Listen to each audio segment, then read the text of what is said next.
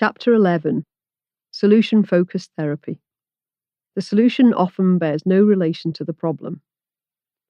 Solution-focused therapy is a near inversion of the standard medical model. It doesn't ask what's wrong or offer advice. It asks what clients want and how far they are along that path already. And for me, it changed everything. There's a view out there that solution-focused therapy is some happy, clappy chat. You know, the sort of therapist that's relentlessly and exhaustingly positive. You're talking about your darkest moments and they're telling you to look on the bright side. And you could literally scream. Yeah, it's not a bit like that. It's a normal-ish conversation. Once, halfway through a child's therapy session, a parent asked me when the therapy would start. We go straight in, and it looks just like a normal chat. It works on the premise that the solution may not relate in any way to the problem, and that's revolutionary. We're so stuck in the problem that it obstructs every view beyond or around it. Solution-focused therapy sidelines problems so we can see around, through, or beyond them. It's not as problem-phobic as many might think. We hold the problem close by should we need to access it. We can think of the problem as being in a suitcase beside us. We're not focusing on it, but we can open the suitcase if and when we want to. Where the suitcase is heavy, we can introduce blast, and we'll look at that in the next chapter. We look beyond problems and are still able to resolve underlying issues. Many clients need a good listening to start therapy, and that sounds really patronising. I prefer thinking clients need to feel heard and understood before moving forwards. We need to meet them where they are and then move forward together. Solution-focused therapy starts not with the problem, but with where we want to be. When the problem is sidelined, many hidden opportunities begin to emerge. We couldn't see them before as the problem blinded us. It opens up the view to a whole new future. Of course, therapists can't eliminate problems such as rotas or colleagues, and we wish we could. The miracle question. This is another way to approach the session if the problem or situation is complex. The miracle question was discovered accidentally while explaining the future we want, which is called the preferred future, to a client. The therapist asks us to imagine that a miracle happens overnight while we're sleeping. We don't know it's happened, but things will be better tomorrow. We can then explore that day, which is better because the miracle happened. Seeing beyond problems to achievable solutions can eliminate problems. The clients, you, already have the answers and resources. The therapist's job is just to uncover them, to make them visible. One of the great things is that solution-focused practice is constantly evolving and iterating. Like our leukemia trials in medicine, where every new patient is recruited into rolling research, this therapy develops with more clients. These leukemia trials lead to breakthroughs embraced by all, and solution-focused therapy is constantly iterating in clinical practice, which is shared collaboratively. Solution-focused conferences are very different to medical conferences. Everyone works together, starting with an exercise to feel good and engaged, and I've learned a lot from this community. Mark McCurgo, who's a solution-focused guru, describes a metaphor in the next generation of solution-focused practice. He uses a visualization technique based on visiting a museum or art gallery. This art gallery metaphor has been new to me since I started training in 2010, and I can tell you I'm here for it. While solution-focused practice has a broad structure, it's flexible. For example, most of the steps can be reordered, and that's a bit different to the blast technique, which is much more protocol-driven. I've amended Mark's description a little bit here, but the structure of the art gallery generally includes the ticket office, where you map out your visit, setting out your priorities and routes. The main gallery or the main event, appreciating and interpreting every detail of the must-see picture. We must also look at the surrounding pictures in more detail too. The adjacent galleries, looking at pictures away from the main one, instances where the future might already be happening. And the gift shop. You can't get out without going through the gift shop. Take a moment to appreciate the therapy work.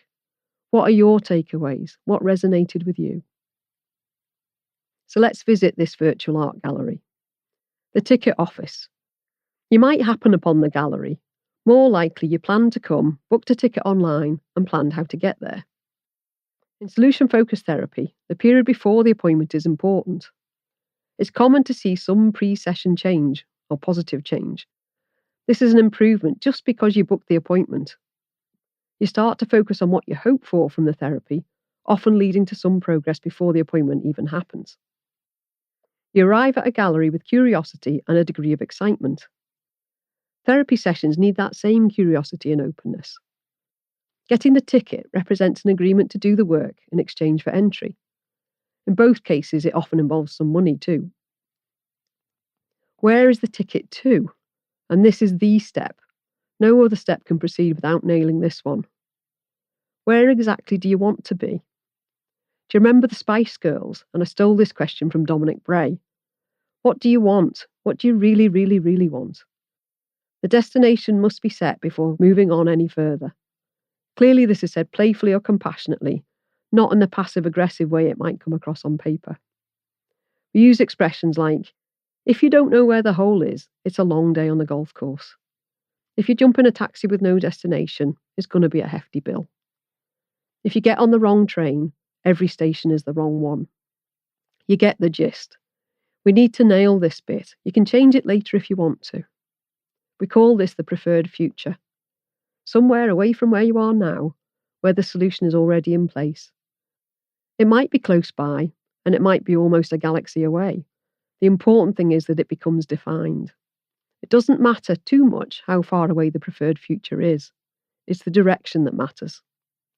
At the start, this will be an idea, a place, a sense, or a feeling, and it isn't quite real, at least not yet. Main gallery. Just like the Mona Lisa in the Louvre, one picture in the main gallery is the must-see. This is the one that paints a vivid image of the preferred future. It takes the bare bones of the idea and adds colour, depth, nuance, and interpretation. It brings it to life. We spend the most time here, and it needs to be as real as possible. So much so that many clients have a moment where they pause, take a big deep breath, and look up to the side.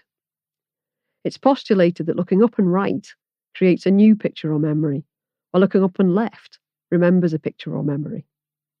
There's nothing there except the world that they created becomes real. It just became possible, and they realise it is achievable.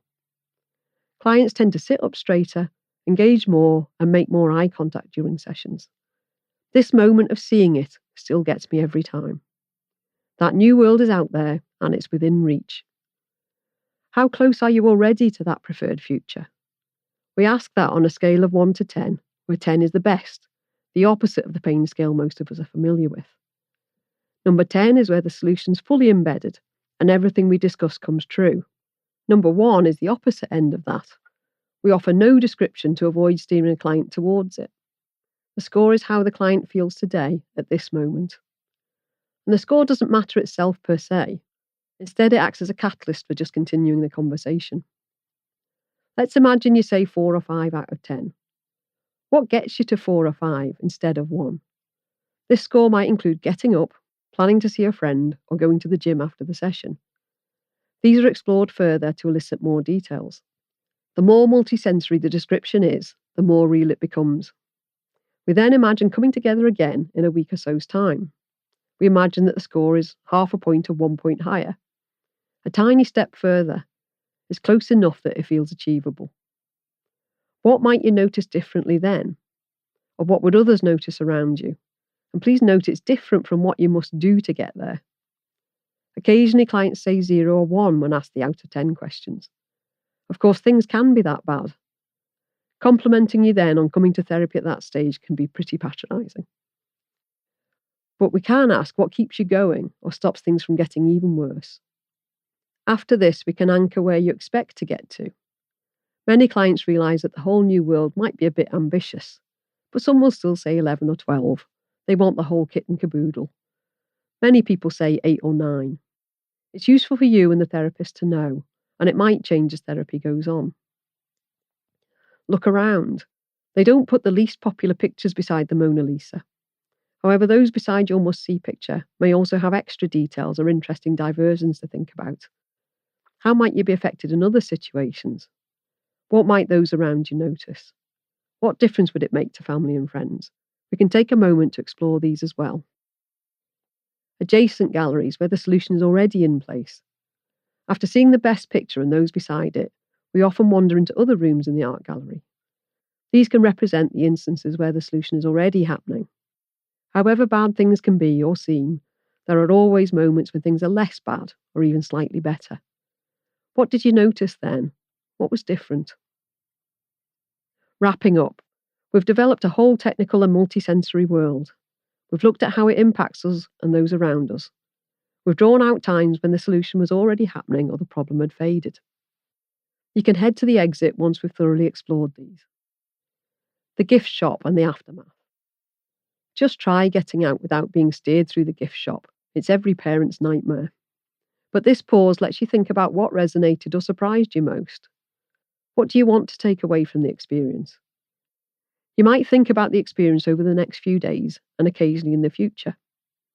Your therapist will ask you questions during and at the end of your sessions. Every session is unique and it can't be reproduced, even with the same client and therapist. And that's part of the beauty of it.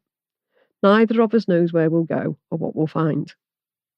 It's not a series of tick box questions, and I don't like tick boxes probably as much as you. In solution-focused therapy, each answer drives the next question. This means that at this stage, it needs real therapists and not AI. The therapist must always work hard to absorb answers while working on the following questions.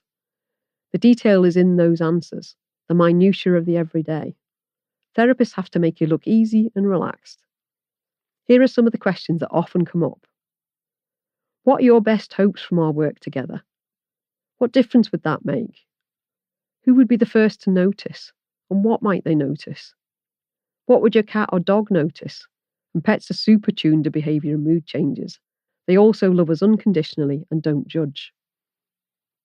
What else? You'll hear this question again and again and again. Please give me more details, and even more again. The success is in those details, so they're all fully explored. Have you noticed any times when your preferred future surfaced or when things were just a bit better? Can you tell me about that? What did you notice? What else? What difference did that make? What would your friend or your mum say if I asked what your best qualities were? Can you tell me 10 things they'd say? And they could probably give me 100. If 10 out of 10 is your preferred future and 1 is the other end of the spectrum, where would you put yourself today? What gets you to that number rather than 1? What might you notice differently if we meet in a couple of weeks and you say you feel more of an X+1? How good would be good enough? What would others have noticed differently? What surprised you or resonated with you today? What might you want to take away from the session? Therapist often explains that whatever we discuss doesn't mean that will happen. The talk opens up possibilities. The client may do something different, which also works or works better. And how many visits do most clients need? Clients instantly get this therapy. They don't need to understand how it works. And that sounds patronising, but it's partly because the community isn't too sure how it works either. It just does. The questions are often about superficial, mundane daily details. Many clients prefer this to delving deeper into past traumas. Very few clients don't respond positively within a session, and I can count on 2 fingers how many in the last 13 years. Not everyone has that moment of clarity seeing their wonderful new world, though, and that's okay. Clients are also savvy. They know they can do it when they've got it, and they know what to do. 1 session can be enough. They no longer need to see a therapist. That's great. Around half of my clients fall into this group. They usually can't quite believe it. Some clients return to their everyday lives and may not feel better. However, when they come back for a second session, often that does elicit that others have noticed a definite improvement. Clients will also drop instances of the solution action into the conversation, sometimes entirely out of left field. For example, the nervous speaker casually mentions they've sung a song in front of the church. The therapist might well stop and react and repeat it back to the client, who may not even have noticed its significance. Sometimes, just saying something like this out loud makes clients suddenly see their progress. And around 1/3 of clients experience this. A handful of others have positive sessions and come for more sessions, which also helps.